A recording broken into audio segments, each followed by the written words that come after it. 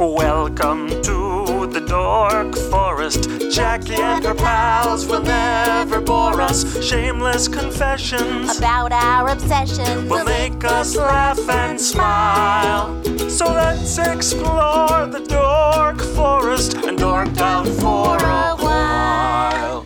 Happy New Year! Hi, I'm Jackie Cation. You're listening to the Dork Forest.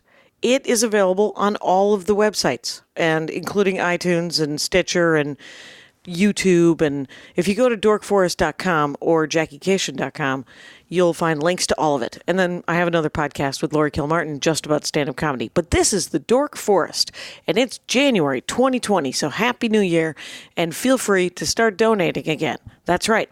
Donations went off last year, and I don't blame you, but think of me.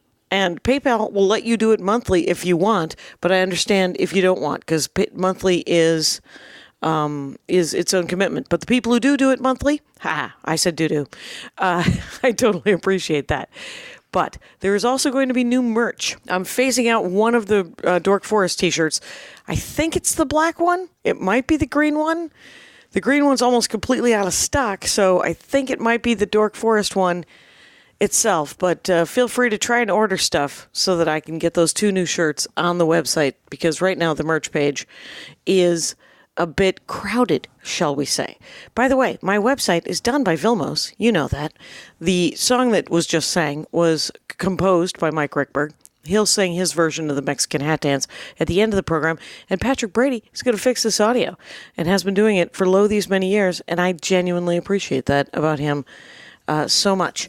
The new shirts are going to be a shirt with a bunch of my dad's sayings and a drawing of his face on that Jenny Fine did. And Jenny Fine, of course, was the artist who did the Meat Shield t-shirt, and she also did the art for the Horcrux album and DVD.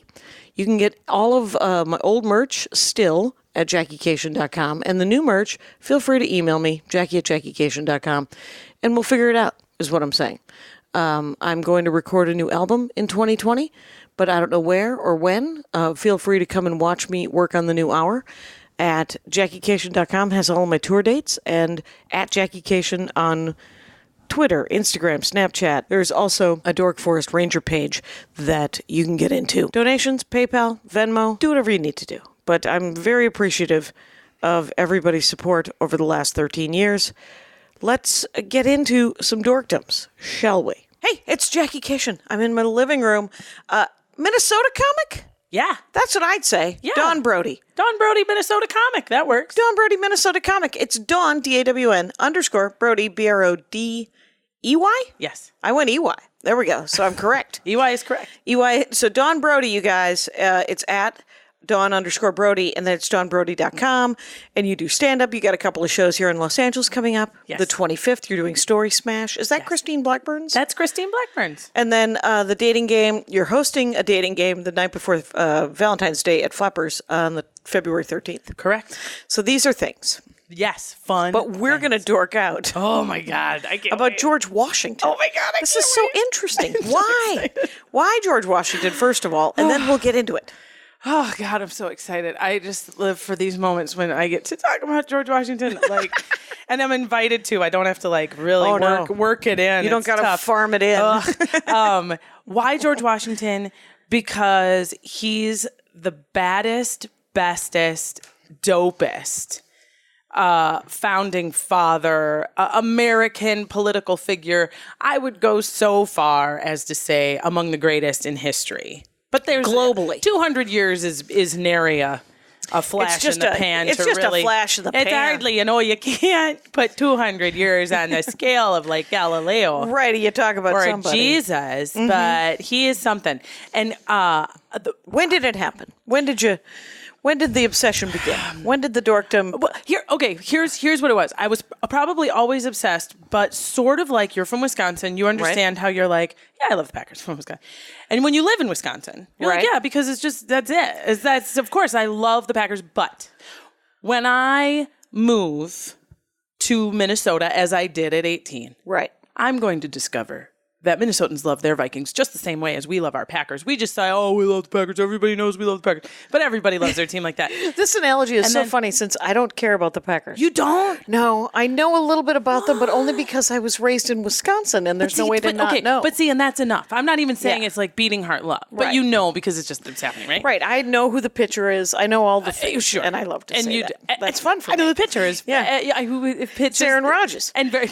Aaron Rodgers. He's a guy. He is so good, but I hate his dickies. I hate the way he wears his turtlenecks. He looks like such a nerd in his turtlenecks. Does he? Yeah. I mean, I know in the dork forest I should not throw stones, but Right. what a dork. But What this is a not a nerd. Packer dork. Dorked him. So, George Washington. George Washington. So everybody knows. What'd you do? Go to Virginia or something? No, but I know that like everybody loves George Washington. We say that, you know, as kids in elementary school, it's like you put the wigs on President's Day and everyone, you know, and we all love him. He's on our money, and we all know George Washington found. Everyone knows, like he's a. Everyone knows who he is. And at then the it very was like least. the more correct. And then I'd read a little about it and it'd be like, yeah, he's the best. Like, all right, narrative, he's the best. But then I have a history degree from the University of Minnesota. Congratulations. Thanks. So expensive. Polly's. Hey, Yeah, very nice. so useful. So Wow, look at us. But the more I learned, the more I loved, to the point where and you I were realized, studying U.S. history. Yes. All right. And the more he's one of those figures that you can go in blinders off. Okay. And just consume the history about him, Right. Without falling into like Hamilton. You know Hamilton? Yeah. Did you see the thing? I saw it. I never liked Hamilton because of his economic policies prior, but but I had some issues. I also read Burr, the Gore Vidal novel, which took the side of Burr. Yeah. Oddly enough, Right. hence the name. Because sometimes you got to shoot a guy. You know? Well, it was Hamilton supposedly said that Burr was fucking his daughter. And so that's why they had. He might have been. There was. I don't know if it was an unnatural love, but what I do know is that he was psyched about his kid. But I just think that they always sort of hated each other, and Yeah. it was just the last stone. So, Sure. but now here's the thing: is I've always sort of liked George Washington, and then I heard some. There's always the dark side of all of the founding fathers. Here's the trouble. Because I can't say obviously he's not perfect. He can't, But he's perfect in certain ways. He's got certain qualities. So the imperfect stuff is that he was a toothless slave owning hemp farmer who murdered sleeping Germans on Christmas Day. Fact. Like he did all of those things. Like that's just like.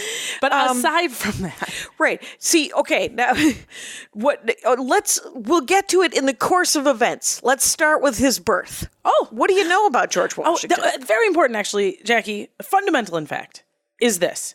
Who gives a fuck? Because not who gives a fuck like what, but I mean the important thing about American history is that you don't know shit about his parents or where he was from. It doesn't fucking matter because in America We don't know. We don't know and we don't But care. the weird thing is he was a landowner. I'm here as a dork.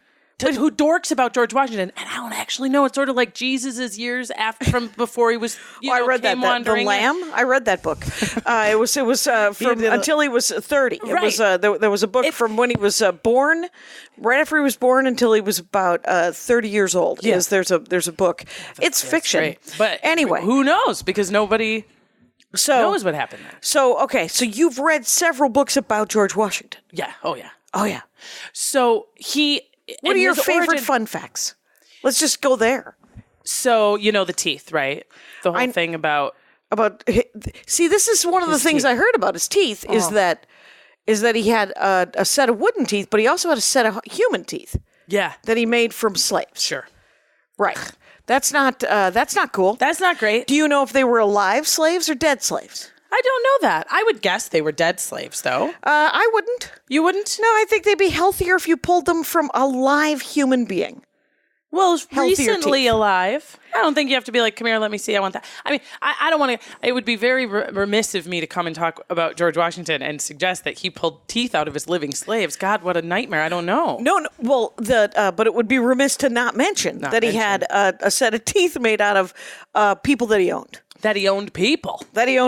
Well, and this is here's the thing. You want to know I the have really a favorite nugget. thing about George Washington. Yeah. Was that he stepped down. Jackie, that's the key. Because when you talk about the qualities of George Washington, Right. what makes him, what's the explosive thing? Why do I have a picture of him in my locker? Why is my daughter's middle name Washington? Why is it?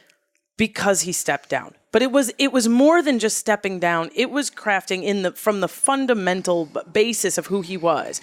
Not just not grasping the power that was laid in front of him, that was there for the grasping. Right. But not trying to then decline, but then influence who would grasp it after him. It was like this 3-tiered benevolence that's unique in humans, that is remarkably unique among men and among powerful, rich men who are also generals, who also display the characteristics, who has all the power of dominance. Essentially, he turns down the One Ring. He is Galadriel. He is. He absolutely is. And he also asked for the power for the moment he needed it as a general to beat the British in this ridiculously unlikely war.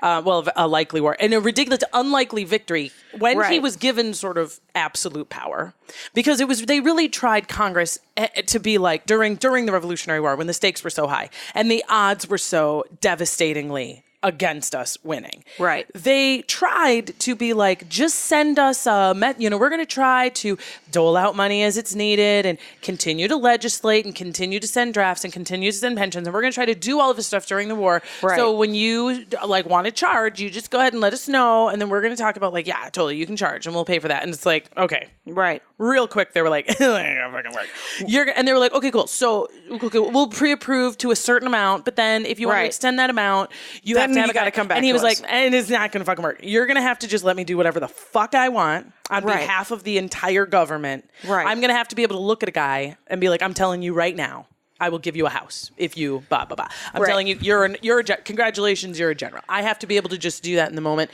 And everyone was really like, well, here we go. Yeah. Well, here we go. Here we go. Here it fucking goes. and it's isn't it just likely that we get George Washington and we had King George. Now we're gonna have another King George. They have the same fucking name, right? And they worship the same fucking God. They speak the same fucking language. And we are so stupid that we don't think that this guy's gonna set up a monarchy or something like it. But we don't have a choice because we're in it. But we're in it. And you know what? Let's have that guy instead, I guess. Like, even worst case scenario, then let's have that guy instead. We'll deal with that guy after. We'll deal with that guy after. And, it's like, and Jackie, it's like, why you were like, what can you talk about for an hour?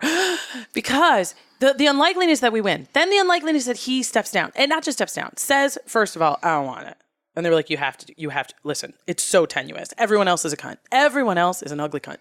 Alexander Hamilton, cunt. John Adams, drunk, kind of cunty. But they're all, you're the only one that everyone is like, this guy is a good guy, and this guy is honest, and this guy doesn't know bullshit. Well, it was. I think it was the heroism that everybody. Here's what I've heard. Yeah, he was tall. Oh. And people love tall. Oh, he was tall. People get credit for being tall. He was tall, and he had broad shoulders, and they get credit for it without having the rest of it. Yeah, like Chevy Chase. And Chevy Chase got work, I think. But the thing is, so he was in other wars, and he was not good at them. No, because it's a learned skill, and war sucks. And when you're all lined up and pointed at each other, that's dumb. That's a dumb way to have a war. It's a dumb way to have a war.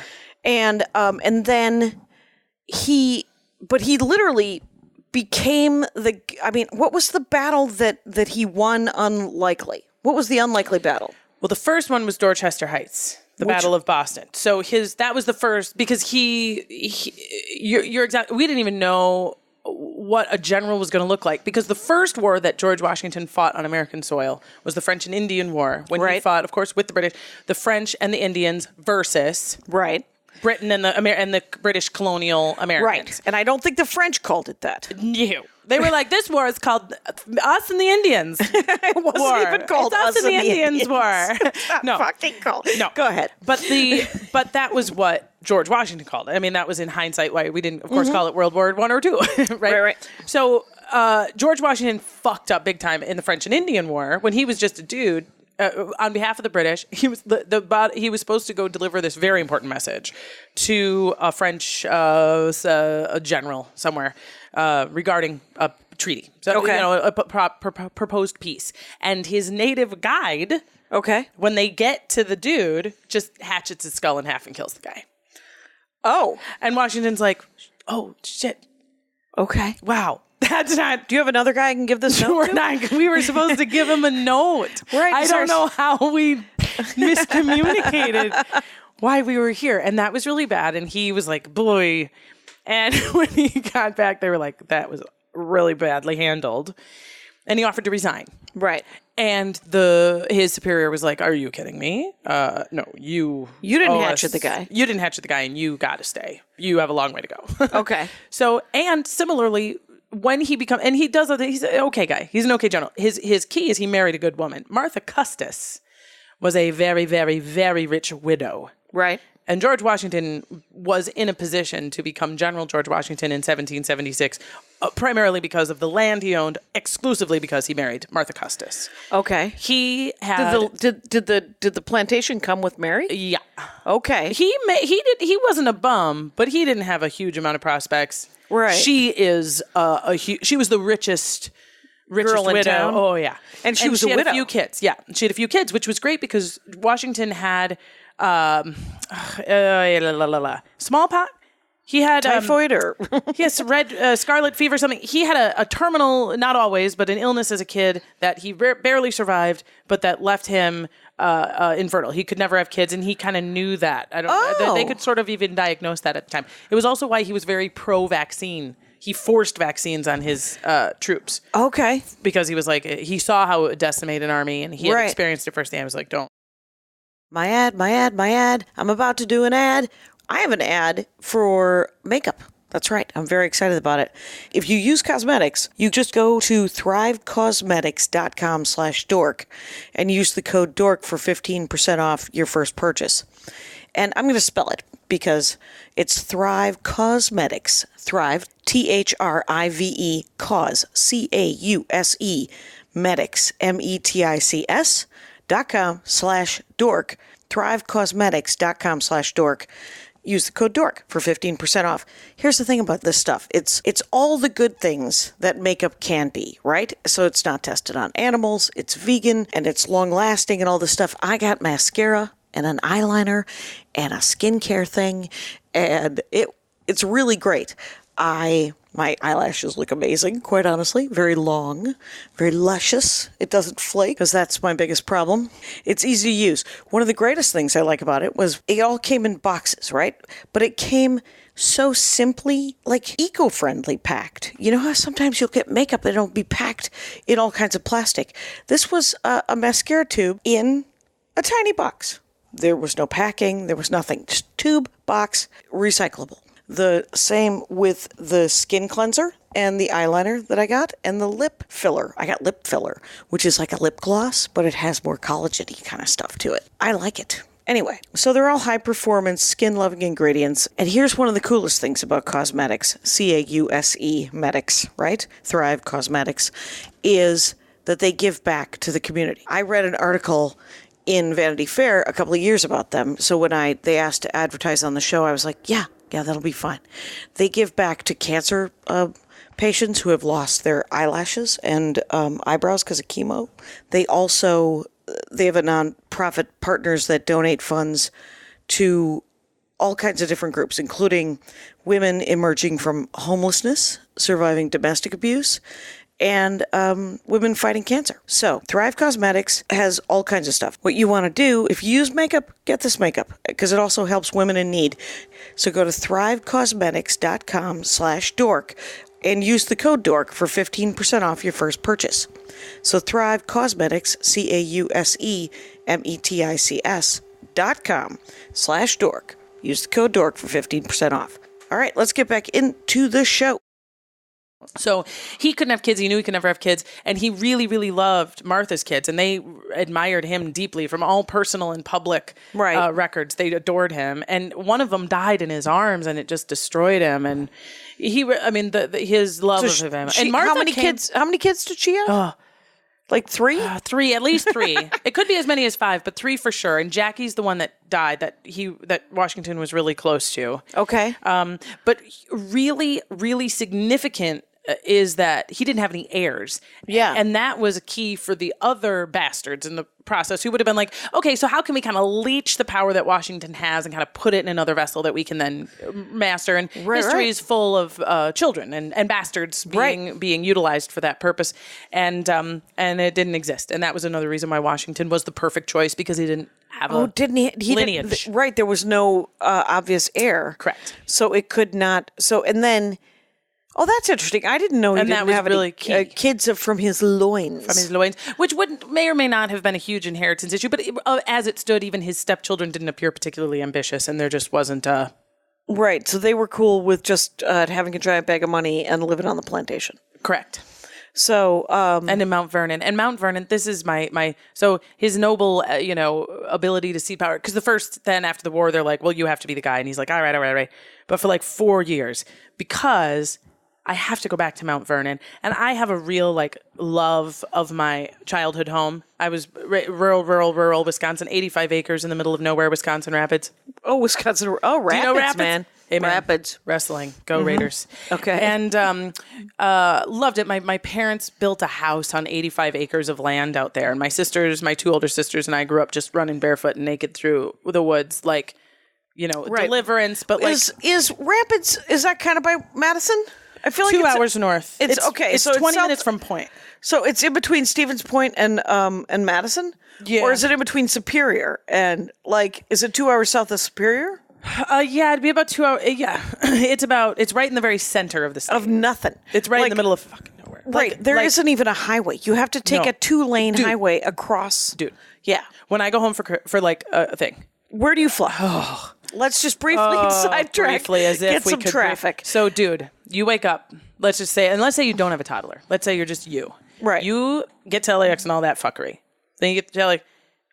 You either have a layover or whatever. You fly into Minneapolis or Chicago. Those are your only. You could fly into Milwaukee. You could fly into Mosinee. But you could fly into Mosinee. But at Mosinee, well, that's a deep cut. The trouble with Mosinee is that it's it smells like a paper mill, which is the smell of my people. Because Wisconsin is it the Rapids, smell of your childhood. Wisconsin Rapids, the rapids of the Wisconsin River. Well, it turned out a lot of paper, Jackie. A lot of wood. Yeah, it's all paper mills and the stink. Boy, it smells like an ass. It smells armpit, bad. But so yeah, you land in the armpit, and then you drive to the sphincter. Okay, that's kind of the route. Is that the route? But what? So, but it costs thousands and thousands of dollars to do it that way, and driving to Mosinee Well, the thing is you could fly into Mosinee, but it would cost more money, and you have to switch 3 planes. You have anyway. at least 2 layovers, and the odds of your plane coming in or out of Mosinee on time. Pretty slim? Pretty slim. So that means that you Chicago or Minneapolis, and then you drive 3.5 hours into deer-ridden, winding 2-lane highways. Yeah, just completely, yeah. It's like a video game where there's just serial killers and beef jerky and deer. And deer. And plenty of it. And you have to pick, and it's not that you're not going to die. You just have to pick how you want to go. Anyway, you love your home. I love my home, despite all of that. It's really worth getting there. Like The Ring. It's worth the journey. It's worth the journey. And I just feel very nostalgic, and I love it. I just love it. And it sort of has a personified entity that just is very. I haven't been there for years. My parents left. It was tragic trauma. They sold it when I was like 14. Okay. So it also is sort of idolized history. Oh, right. So, wow, it's a flying amber. It's Correct. it's literally, it just, Correct. it looks amazing from the distance of time. But when I think about that, the 85 Those acres, bucolic- those beautiful, Yes. I just, it was so great. And like so when I, in the history of George Washington, learned that he really feels that way about Mount Vernon, his plantation, the way in fact, there's battles, because I'm such a nerd and I read all the books. So I read all the books about the battles. I know the timeline. And then I've read all of his personal letters. And then I've read all of the other people's letters about him. And then and you can cry. During these really critical battles, we're like, oh my God, we're definitely going to die. The guys are walking barefoot through the snow. They're eating their shoes. Right. We don't have enough guns. Oh my God, we're so going to die. But we're going to get up in the morning and we're going to have a miracle, or we're all going to die. And he has a note in his pocket that says victory or death, just in case he loses sight of things. He can pull it out and be like, yep, those are the stakes. that same night of the night before that battle. It's like a to-do list in his pocket? Oh, no, victory or death. Okay. Yep. He writes a letter to Mount Vernon, to his groundskeeper at Mount Vernon, saying that it's really important that they remember to plant the roses when the snow thaws, because that way they'll come to full bloom at the time. And he also heard that the cook and the housekeeper are in love, and they're going to be moving because the war is moving, and so everybody's going to be moving, and he just wants to make sure that those two stay together in the move because he heard they were in love and he doesn't want them to get separated. And then he's like, okay, what else? And like that's where my hand went over my heart when I look at the date. You know, because you read, they're not all correlated. It's sort of like, what fucking date did he write this letter? And I look back and I'm like, oh my God. Right. Do you know what the letter he wrote right after that was? To Congress saying, we're all fucking dead. We're just depending who he's writing to. So who did he write the letter about the housekeeper? He wrote it to his groundskeeper, right? Yeah. Because I also read a thing where Martha burned all of his letters. Yeah, right. God, thank God, because I would have plastered my body with that stuff. Right. She got rid of his letters. Yeah. Alexander Hamilton's wife got rid of her letters. Yeah. And so the letters that we have from George Washington are letters that he wrote to other people that they kept. Correct. Is that correct? Yep. So. And he had, so letters, correspondence to Congress, heads of state, and then household lawyers. One of them, for example, because he was so tall. Yeah. And he would order his suits from this fantastic English tailor, Scandal. Scandal. Right? Oh, there's no American tailors, George. Anyway, he would write his letters to his English tailor, and he was getting really frustrated because he wrote his height perfectly proportioned. Yeah. And then they'd send the suit back, and it like didn't quite fit. Yeah. And he was like, perfectly. He wrote that he was perfectly proportioned. This height perfectly proportioned. Why is this sleeve so short? Oh my God. And he would get, so there was like a little bit wow, that's of it. Some weird so those kind of letters, you know what I mean? Like those are the historical record that I love. That is the marrow that you can kind of suss out. And Martha was well, I think, within her bounds to burn those letters because he would have had to have been personal with her. Anyone, I think, going through things of that caliber. And and very, very rarely in history do people really, really know that this is a I don't need to have the perspective of the future to know that this is a pivotal moment and that we're doing something tremendous here. And they have themselves read letters of great people from the past because this has been a documentary. So they were like, yeah, not this one. Not right. I don't want them to read about. They're going to read this one because because people recognized what a big deal he was. Yeah. And they were like, and with the Declaration of Independence and how sort of singular the whole event was of the revolution. Totally. That they had to know exactly that they were sitting in the, and if it worked, you didn't want a record of him going, oh, by the way, I wish you were sucking my dick right now. Yeah, boy, I love your dick sucking, Martha. Yeah, that would have been a bit, that would put the kibosh on it. Too much. Or, hey, can you go kill out 32 slaves because I need a new set of teeth? That would have been bad. I, for one, would have felt differently about the whole thing. Yeah. But you talk about even the people at the time, because Napoleon was kind of, his trajectory in France was looking like it could be the Washington of France. The French saved our bacon in the war, like we desperately needed them, and they gave us the Statue of Liberty, and we're sharing la fraternité and liberté and all this. We're very right. It's all Voltaire and absolutely. And they start kind of we're going to do it too, but they just kind of hang a right and start guillotining the rich. And it's it turns a little differently. Right. Well, so Napoleon and Lafayette, and I mean, Lafayette comes from a very aristocratic, he's a duke, if I remember correctly, right? And George Washington loves Lafayette. He's like an adopted son to him. They are like, Lafayette was very, very close to Washington and observed and commented on, and they continued to correspond for a long time. Napoleon, no. But after the whole shit went down and Napoleon is living in exile because he gobbled up power, because he didn't do the thing Washington did. He didn't step down. Once the dust settled and the unlikely victory had taken place, he was like, great. Now I'm the dictator of France. And he really started now I'm to king. And they were like, you got to get out of here. And one of his letters says they thought I was Washington. Yeah. like directly says, Referencing. they thought, and even acknowledges that that's good, saying no one's that good. The benevolence of this comes but once a life, saying in so many words, I'm just not that good of a guy. Right. Only George Washington's that good of a guy.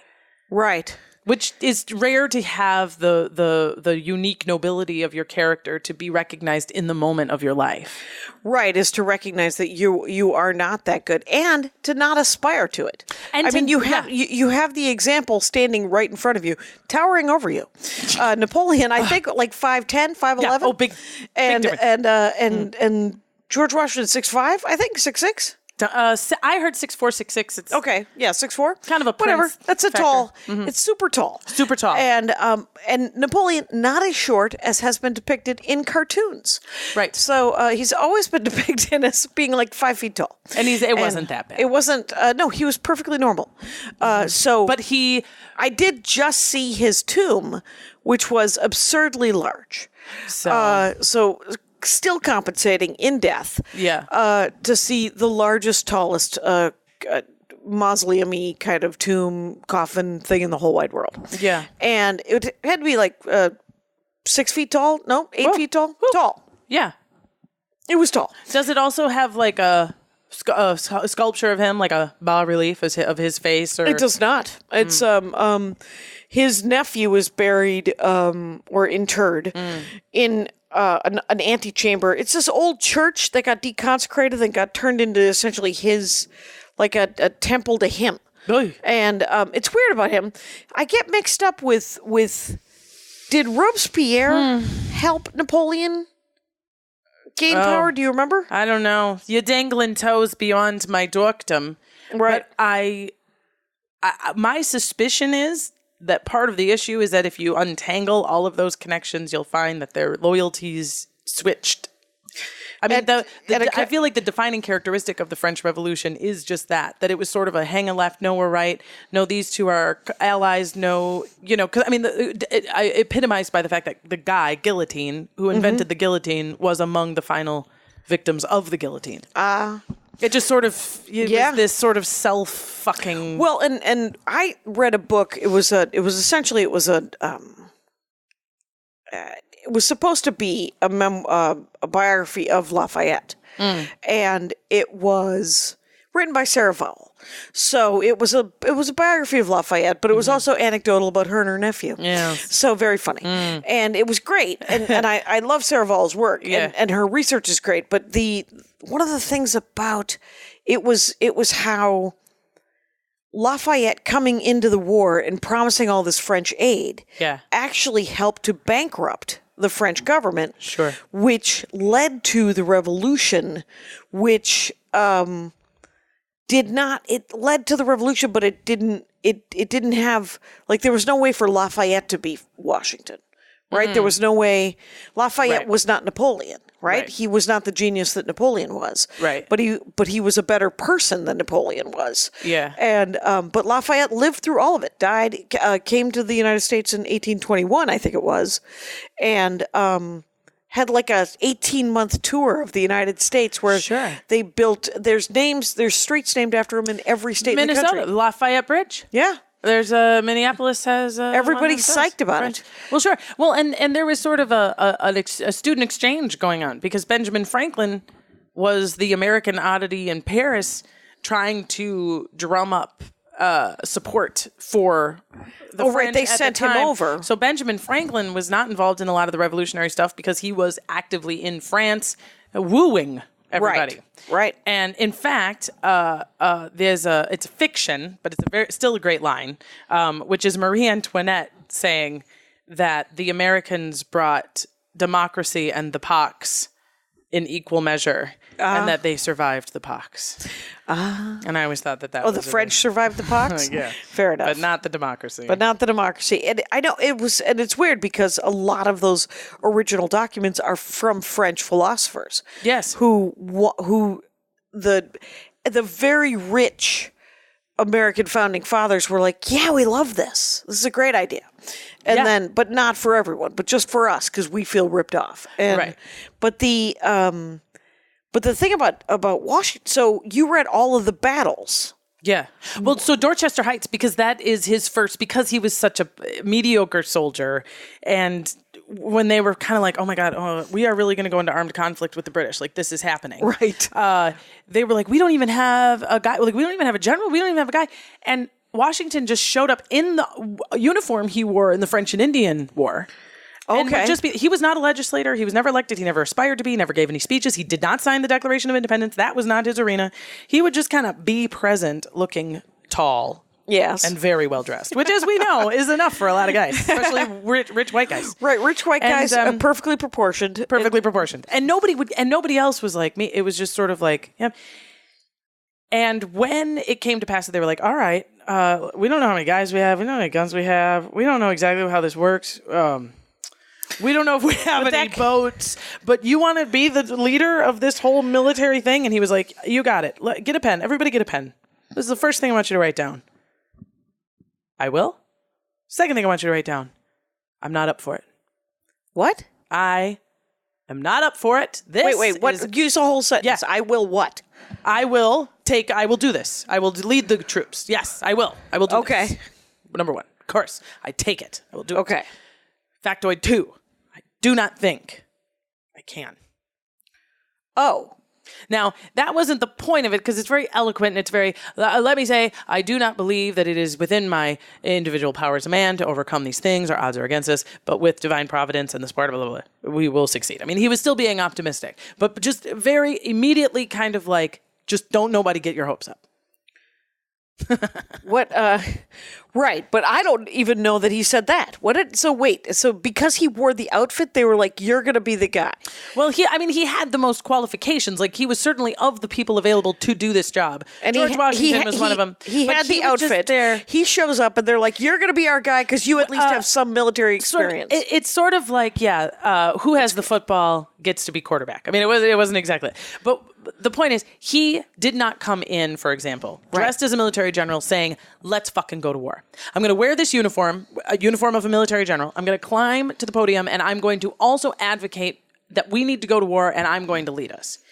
It was, as you debate whether or not we should go to war, and as you debate whether or not there is any individual who would or could lead us, I will simply be a visual presence of a tall-ass guy wearing the uniform, so that when someone says, but we have no generals, it will be like, here, what about that guy? Just, again, significant because he looked the military part, but never crossed the line of, I will also be a legislator, I will try to advocate for war. Keeping that line really close. He went, essentially, it was a protest that he went to, or it was not a meeting, it was an assembly of some sort. It was the general assemblies that would have been available. It wasn't like he kicked in the door and was sitting alone in the house, but that was sort of how he made himself available. Because, so he went to Boston where the Continental Congress was meeting. Or something. Well, the Continental Congress would have been meeting in Philadelphia. The Battle of Dorchester. So after they go, you're the general. We're going to go to war. His first thing was to go to Boston, where the British had set up. I don't even know when Dorchester. The Battle of Dorchester Heights is in Boston. Okay, so Boston. There's the siege of Boston. So unpack all of this for me, because I don't know what this is. So George Washington is a newly minted general.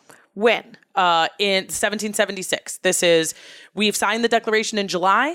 Okay. He's been made a general. He's been made a general in March. We signed the Declaration in July. So the British are still assembling for war, but until we get So Boston Tea Party happens. Right. That's in 75 or 73 or what, I don't know what that is. So that happens, the Boston Tea Party is sort of the beginning of like the flurries, the shot heard around the world, Lexington and Concord, which is often considered like the violent beginning of the war. Right. Was in 1774. Ooh. Oh. This is good. I might get a C+ on my paper for missing this one, but I want to say 1774. And then you get like and this is all a response to the Intolerable Acts, the taxation without representation, why the Boston Tea Party happened. Then the question of, will we declare our independence? Which Right. would be the thing that would be the act of war. Like the shots And heard George around Washington the world. isn't involved in any of this. No. In 74, 75. He is not John Adams. He is not Patrick Henry. He is not Thomas Paine. They're all writing. legislators and They're protesters and representatives. They've Yeah. been voted for to go to legislation. They're Yeah. lawyers. They're rich landowners. But the thing is so then the Declaration of it. So does he join the army at any point before the Declaration of Independence? Yes. March, because March is when he becomes general and goes to Boston and wins Dorchester Heights, which is a significant military maneuver. And I know if you're looking, you're like, but that's before July. That's part of the reason why he didn't get a ton of credit for it, because it's before July. Right? Right. So the English were like, we have a bunch of guns aimed at you fucks. Mm-hmm. We're not stupid. We ain't blind. So we're just going to assemble the largest military force ever on Earth. We're going to hire a bunch of Hessians, and we're just going to stand over you with a bayonet. But no more. But we're waiting. That's in Boston. That's not in New York. They are mostly in sea and in harbor, but they are on land in Boston. So taking Boston would be a retrieval. It would have been it was expelling the British. They had kind of occupied Boston. Right. So before the signing of the Declaration of Independence, but after Lexington and Concord, so there's been some violent but we haven't officially started the war. Washington goes to Boston, and in an incredibly unlikely, because fucking Henry Knox, you want to talk about balls. Right. Henry Knox brings a bunch of cannons from Canada over ice. I mean, it's nuts. And he's like, here's what we're going to do. And that guy was a bookseller. Yeah. I remember about Henry Knox. Yeah, Henry Knox, a bookseller. He just read a bunch of books about... no military experience But he'd at read a bunch all. of military books about cannons. And he was like, I think we're going to need cannons. And I know that a bunch are in Ticonderoga. Yeah. Jackie! Okay. Ticonderoga, which is where... which is a French and Indian war. Right. battle. And I remember he told Washington at the time. So Washington was involved before that. Because that's the French and Indian War, which was the one why he's got his uniform, where he Right. Up. But when Henry Knox goes, it's not the French and Indian War. Right. Essentially, it's Henry Knox in 1775 saying, we're going to need cannons. There are some at that fort in Ticonderoga. Right. If I take 100 guys and bring you some cannons. But he talked to Washington about that. No, you're exactly right. But the cannons that are in Ticonderoga were from the French and Indian War. Yes. So that's the part where Washington was like, oh shit, right. I remember those. And that's where Benedict Arnold done got his leg nearly blown off, which is a whole other story, because Benedict Arnold is a very fascinating character in all this. Would have been Washington, except he was a dick. Right. He was a bad guy. Well, and was sad that he wasn't Washington, right? I mean, and he became bitter. Yes. He's a road comic who didn't get picked. You're exactly right. He felt came like everybody up with owed Drew him. Carey. Everybody owed him. And Drew Carey got picked to do the sitcom, and he didn't. That's exactly right. So that's Benedict Arnold. And while starting the show was demanding his cut before the show was a success. Right. Right. He was, I need to be paid. Where's my mansion? And they're like, dude, we haven't won. We still probably won't win. No, we're 7 years from anything, dude. So, but the thing, So Dorchester Heights. Yes, please. Henry Knox. We got to get these cannons up to Dorchester, because from that angle, we'll dominate the whole thing, and the British will have to evacuate Boston. That's right. And they unlikely crazy get it up there, and British are like, oh my, hey, lovely, oh my God, you're going to fight, are you, right? And so that's why it's a victory. It's his first victory. It's crazy unlikely. Puts him on the map. His name is all over newspapers all over the world, because the British retreated Boston. Yeah. And they basically say to Washington, let's say, so we're going to go. We're not going to just kill everybody and flatten this city, which we could also do. You know it and we know it and everyone knows it. But we're not going to kill everybody here and flatten the city. We're going to leave. You aren't going to fire on us. That's part of it. And you're not going to keep any of our prisoners. Okay. Right? And the were like, oh my God, yeah. And that was like, oh my God, we won. So that was the agreement? That was the agreement. And the British left, and that was a victory. Oh my God, George Washington won. Okay. And then phase 2 was, we just got to keep New York. And we could not keep New York. We lost New York like this. Right. And that bummed him out forever. That bummed him out. But then, and then it was just ratcheted downhill. So Dorchester Heights, Boston was great. Signing of the Declaration of Independence. Okay, we're going for it. Then there were a few, and then we lost New York, Jackie. It was like, we put all of our eggs in that basket. Yeah. All of it. It's our port. We didn't. So that the American, which we're not a good force anyway, had to evacuate Boston. Now we don't have any food. We don't have any water. We don't have any shelter. We didn't bring enough stuff. We definitely didn't have any. I mean, whatever we had was like in the stores of New York. We're in New York. And it's fucking November, December. It's getting cold. And the British have completely occupied New York, completely occupied New York. Cornwallis? Okay. And General Howe, the two Howe brothers. That's right. One was a Navy guy, one was an Army guy. And a little still sort of like, did they fight as hard as they possibly could? Because like one of them was in love with an American girl, and history has some theories about the Howe brothers being a bit like... Well, I do remember there was also prison ships, like American prison ships in the harbors in New York. Yeah. And a lot of American soldiers died in like the revolutionaries, the terrorists we were.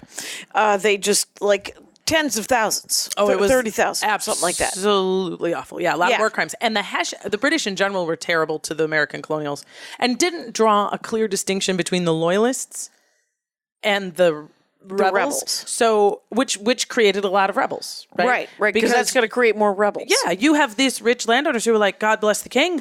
We're so glad you're here. These rebels are destroying us, and we hate it, and we hate them, and they just rape your daughter and steal all your shit and burn your house down, and you're like, oh. You're right. We got to get these guys out of here. You guys got to go. Yeah. And the Hessians were just mercenaries. They hired guns. They just loved killing, and that's what they were being paid to do, and... they were hired to kill, and they did it indiscriminately, right? Yes. Oh, yeah. So, yeah. And these are the guys, right, and the Hessians were key in taking New York, too. So all of this devouring, and people, and it's so bad that's right before Christmas, Howe and a couple of other major admirals are like, turn their boats around and start to go back to England. 1776 isn't even over. Right. We're talking July to November. They were like, done. We said it would be easy. Right. And they start to go, and then there's a thing, and this is why... On Christmas Day of 1776, Washington crosses the Delaware. That's right. And in the most unlikely victory. That's why when you said, what was his first victory? It technically is Dorchester Heights. But crossing the Delaware and taking Trenton, New Jersey. That's right. He took Trenton, New Jersey. Was the thing that made... Because he captured people. Yeah, 1,000 Hessian prisoners. Right. And all their stuff. And forced the British to fight through the winter. Yeah, that's right. That's his real first sort of big victory. Huge. Though Dorchester sounds amazing. Dorchester Heights was amazing, but it was really a forced retreat before war was at its fever pitch. Or even declared. Technically declared. And then... But yeah, the crossing and because everything was against them. You know, there was a crazy storm. The soldiers are already barefoot. They've already had their asses handed to them coming out of New York, and then they retreated, right? Retreated 1,000 retreats. How am I supposed to lead? Wasn't there a quote in New York of I can't lead men who lead by retreat? Yeah. I can't lead by retreat, which he did. I mean, his expertise was in getting the fuck out, and there were some miracles in some of the ways he got out. Quoting lowercase italics, right? Miracles. He, like, for example, the way they got out of because New York, when they took New York, it was like, oh fuck, and they had like, and the reason they took New York is because also Washington fucked up. They pretty much walked in from this path from Long Island that he just left undefended. Right. And somebody had said we really should consider that they would just walk up from Long Island, and he was like, not going to happen. Right. So, they're in New York, and they've got to hustle their way out. And at the last minute, it's like, okay, we're going to have a bunch of guys leaving. The fire's burning, so they think we're coming. And we're going to sneak out all of our horses and all of our guys, and we're going to cross the Hudson, and we're going to get out of here. As they go, all the shit gets stuck, and they're not going to make it. And it looks like the entire army, every single soldier that we've got under George Washington's command is either on one side of the river, on a boat in the middle, or on the other side of the river. The sun is going to come out in like 20 minutes. Right. And they're just going to kill us all. Right. We're dead. I mean, it's just going to be like so embarrassing. And it's happening in the middle of a retreat. And as like, it's like sort of like that moment in Toy Story 4. Which I didn't see. Where they're all like going towards an incinerator, and it's really hard. And they all hold hands and look at each other like, well, we're going to die. And you're like, what? I think that was Toy Story 3. Toy Story 3. Oh, yeah, you're right. Toy Story 3. Because I didn't see that. I didn't see 4. I didn't see 4. See, it hasn't left my memory. So the fog descends on New York Harbor. perfectly obscures everything. Oh, okay. All And of they make it through the fog. And as soon as they said the last guy gets off the boat on the other side of the river, the fog burns off, and the British, again, in their letters, in their correspondence to each other, were just gobsmacked. Right. What happened? Where'd they go? Where'd they go? This can't be done. Right. So his retreats were retreats, and nobody is like, yay, they're going to build a statue to me for retreating. But wow, the retreats. What did he say? Amazing. They're going to build a statue to him? No, he didn't say that. But nobody, history doesn't build statues to people who defeat. You don't win by retreating. Are there? But I think there's great George Washington sayings, right? And some of them, not so much. As much as I love him, and my daughter's middle name is Washington. No, he wasn't a great speaker, and he had great sentiments. Mm-hmm. His speech at his final inauguration and then his departure speech at the end are most quoted now because we're in a fuck show of political nightmare. And supposedly co-written by Alexander Hamilton. Yeah, and he would have absolutely utilized the best writers to help him. Like there wouldn't have been anyone. Like anybody did. But he just wasn't. That wasn't his. Dana Gould does a great joke about how the guy who landed on the moon didn't write one step for mankind, a small step for mankind, or whatever. He didn't write that. That's an astronaut. He didn't. He's not a writer. That's right. Clearly, other people got involved. He would have just went, "Holy shit, I'm on the moon." Fucking A. Yeah, exactly. You don't right. And so George Washington used speechwriters. Speechwriters, which is not to say he wasn't eloquent and poetic, and he loved theater. Mm-hmm. He loved going to shows and stuff, but he wasn't like Lincoln. Abraham Lincoln was also a great orator and a great, writer, and we have not a great general. But not a great general. But not, so who cares? No, so who cares about him? Well, at this juncture, we'll do a different dork for us about Lincoln. Right. So then he fights Trenton. And he wins. Crazy! But a distinctive win. Decisive, distinctive, unlikely win. Right. Now, he doesn't win again. Not for months. Not for months. Months, and I mean, like, he wins every 6 or 8 months he'll win something. Yes. But that, it turns out, there's a lot of dynamic. Like, I didn't go to West Point. But when you just study war in the abstract, it's one of those things that you would think we would know, which is an invading force that comes into a place where you have an army of people who are both defending their homeland and have motivations, but like the Hessians are being paid. Like they surrendered really quick. Like, we got you. And they're like, whoop, okie doke, you win. I guess we're going back to Germany. Here we go, prisoners of war. And then you do the things we do in wartime. But like people defending their homeland don't always abide by quote unquote rules of war. And they tend to improvise. It's like Eddie Izzard's great bit about the British will stand at the line and sail fire. And they're throwing rocks and running out of nowhere and slicing your throat while you're reloading. And because we do that. And it's very much what terrorism. I mean, if you look at the American troops in Iraq and Afghanistan, right, there were eerie similarities between this globally, indisputably more powerful force, the most powerful army in the world, who has all of these resources, and everyone's just like, oh my God, like you're literally talking about people in tunics throwing rocks versus Scud missiles. And you're losing. This is going to be over in a night. Mm-hmm. And here we are. And here we go. And here we are. And here we go. And here the Russians went. And here the Russians go. And this is just like the British went in the 1840s. It's just what happens. And it's similar. Stop invading other people's countries. Right. Except now, if anyone of Native American ancestry is listening, they're of course like not always. Well, the actual, because it was a twofold invasion of the United States. Like, to create the United States of America, obviously, there was firepower, and there was mass murders and the burning of the Pequods and all these things. But there was also, you couldn't stop the settlers. It was the settlers more than, like, if we all just picked up and moved to Afghanistan. Right. Or in the case of the Chinese are invading Africa. Right. But they're literally just sending 40,000 people to Eastern Africa. To live there. Yeah. And they're living and working in Eastern Africa. You're not going to stop that. Right. That's not You can kill them. Sure. But there's just more settlers are going to come after them. Right. And you know what you would call that? Now, it is you can call it a slow invasion, which makes sense. That language is perfectly right.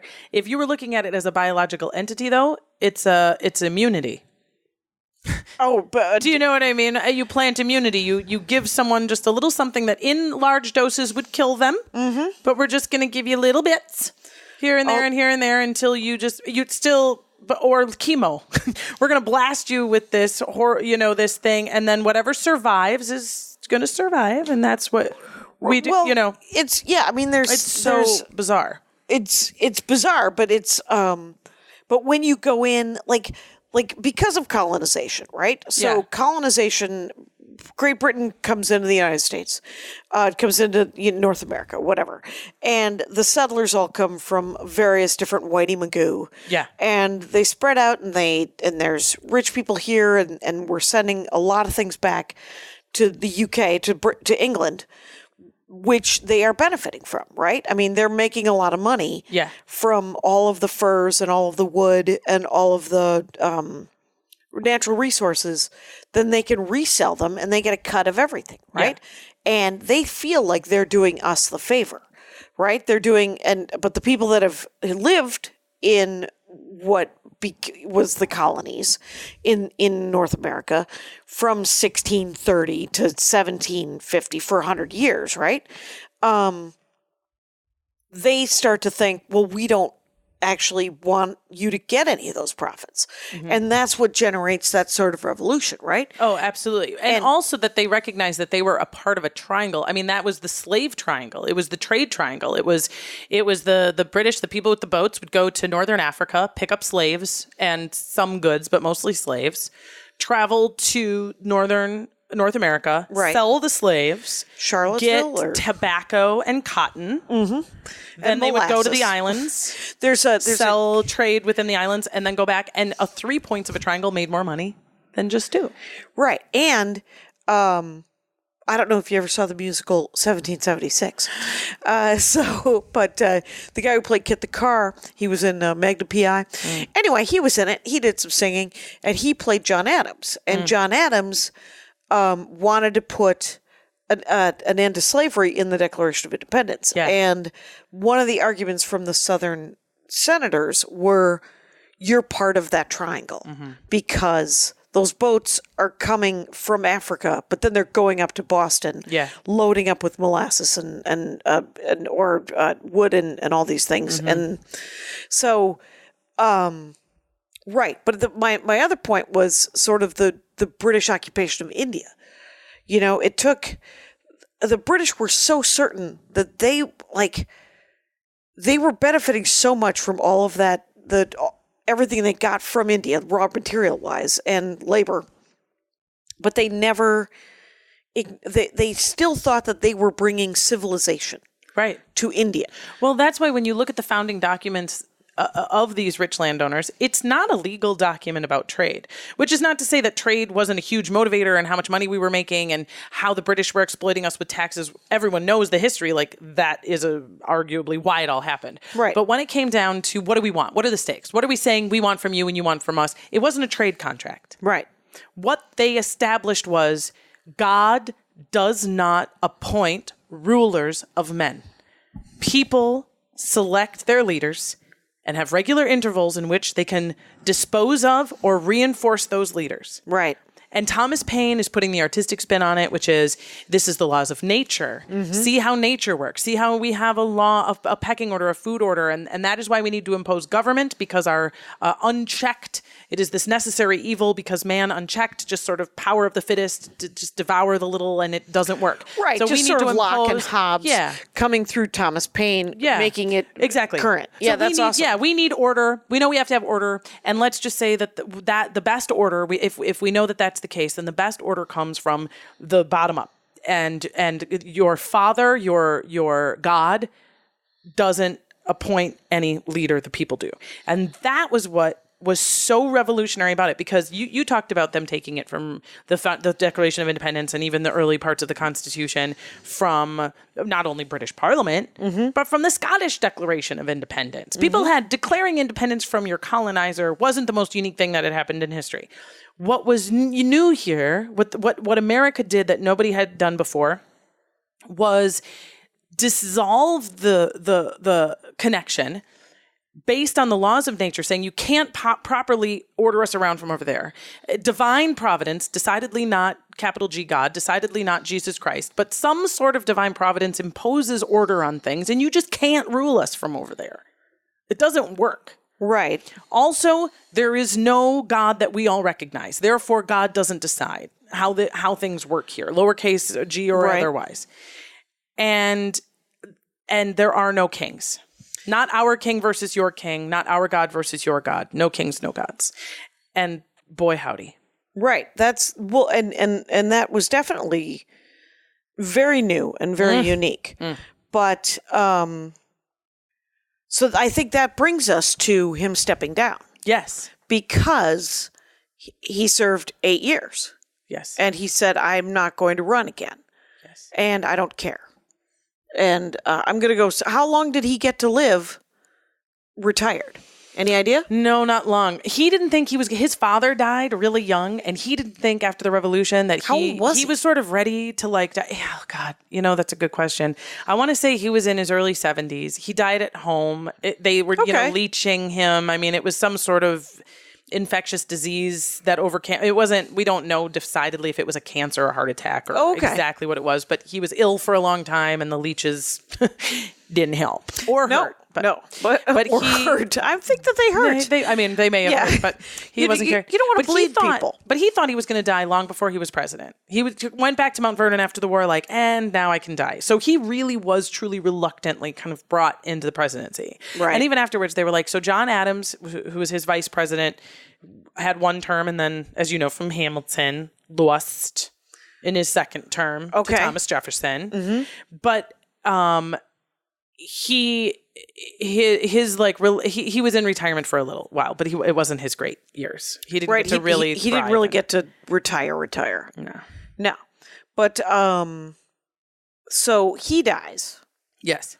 And but I have actually read that his final inauguration and his retirement, essentially his retirement speech. Yeah. That retirement speech is amazing. It's amazing. And it warns about just kind of, but the through line is like, just kind of fucking keep it together. Well, keep it together, but the things that it does warn about are real, I mean, he foreign power has your best interest in heart. Right. And this is a guy who loved Lafayette, who was still writing him letters that ended with, I love you. Right.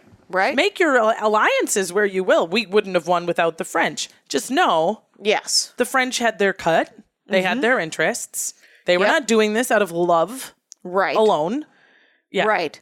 It, I think, but I know that, because one of the, I remember it was, beware sort of the foreign powers. Yeah. And then also the division within. Yes. Right. It was, the bipartisanness of it or whatever. And because it was it two parties when he, it was the two parties, but he was as nervous and rightly so about domestic internal divisions too that maybe weren't even on the landscape of the political scene yet, because he had overseen the Whiskey Rebellion already. What's that? And there was a division even during the war, before we had even won, but things were looking good. Generals were starting to we're not going to fight until we get paid. Right. We haven't gotten paid in a while. Not even just troops, but his military generals. And he had to bust some skulls and are you fucking serious? We have not won yet.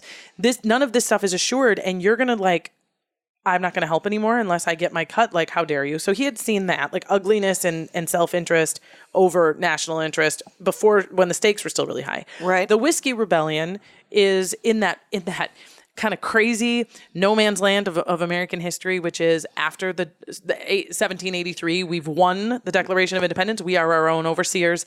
And 1789, when the Constitution is ratified. So we have this ooh, what's legal? Who's in charge? Kind of right. Mom and pretty dad. Pretty loosey-goosey. Yeah. They're on their way home, but... Right. You know? And the Whiskey Rebellion was because Hamilton and whatever, it was like, well, we're so fucking broke, right? Which Britain counted on. They were like, good luck then. Bye. Good luck paying all these warriors and cleaning up your cities and doing all the other, building your ports. We're going to come back at you, by the way, in 1812. Yep. Lose again. But they were broke. So Hamilton's like, all right, whiskey tax. It's a vice. Whiskey is a vice. So people may not mind it so much. And they know we have to tax something. But whiskey for these rural communities like Western Pennsylvania had become like a currency. Farmers who had extra grain would distill it and ferment it and use it for trade. And it was like a big deal. It was all they had. It was all they had. And so to tax it was huge. And it didn't matter to the big distilleries, but for like the smaller ones, it could be crippling. And there was a huge outcry. And they were like, you know what? We're going to fight for our independence from government. And what year? And this was some like 1885 this was 17, or this is 1784, 1785. It was between, it was before the Constitution was in that time. Yeah.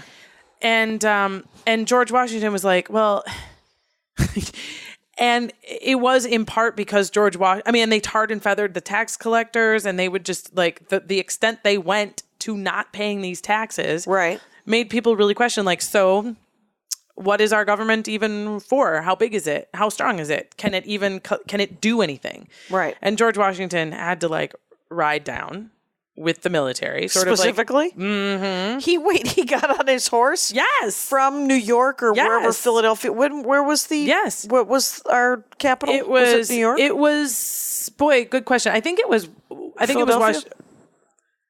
It would have been Philadelphia. No, okay. Might have been New York. It might have been New York still. I don't know. At some point, New York was the capital of the United States. And at some point, Philadelphia was the capital. Briefly. I don't know. That's a good one. Right. That's where I get like now I'm at a C. Shout at your iPods. Shout at your iPods. Old Somebody schools. Google it. Yell at me. Yeah. Fix me. And but yeah, he did. He had, and it took forever. I mean, they were like, stop that, you guys. And they were like, no. And they were like, okay, seriously though, stop it. And they were like, absolutely not. We think we can win. Just come and make us. And so Washington was like, all right. And he got the army together and went down there, and they just dispersed. There was no armed conflict, which is why some people would be like, oh, interesting. Boy, Washington, what a guy. Could really just like, he flexed and everyone's behaved. But they also never started paying those taxes. Oh.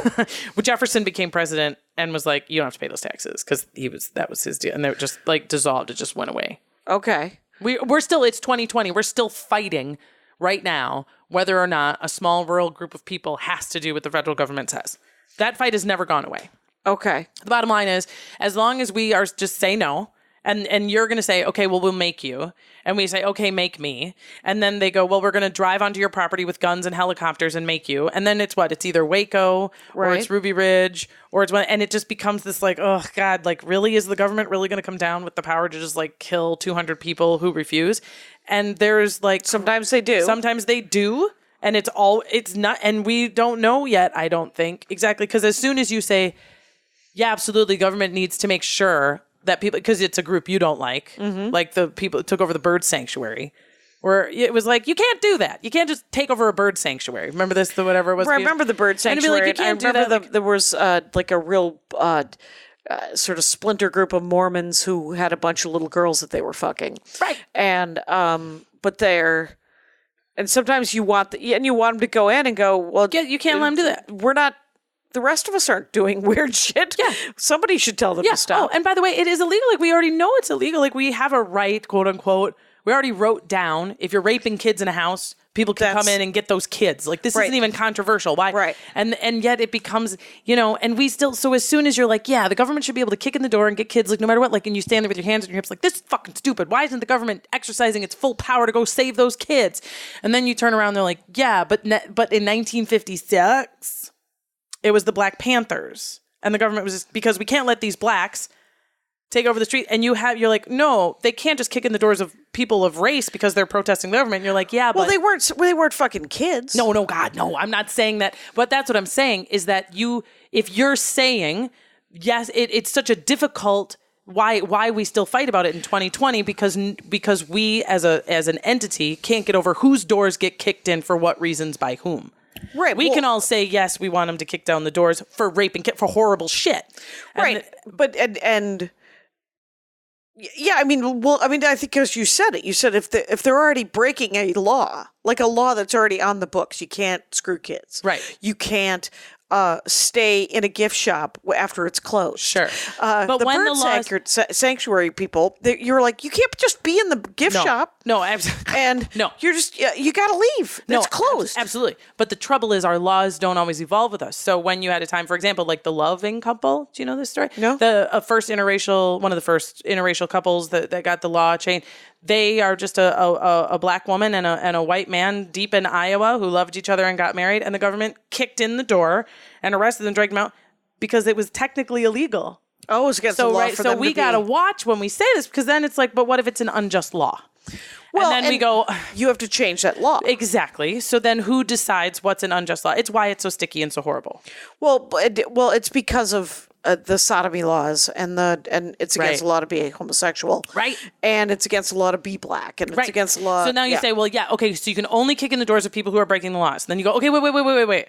we have to change some Whose laws. laws and laws at what time? And then we change, but that is why we are the great American experiment. Right. And we are ever evolving, and our documents are ever evolving, and have in them the ability to ever evolve, so that we can get our brains around. Right, exactly the injustices and to have laws that make sense and laws that are good for everybody. Right. So, it was amazing that George Washington stepped down.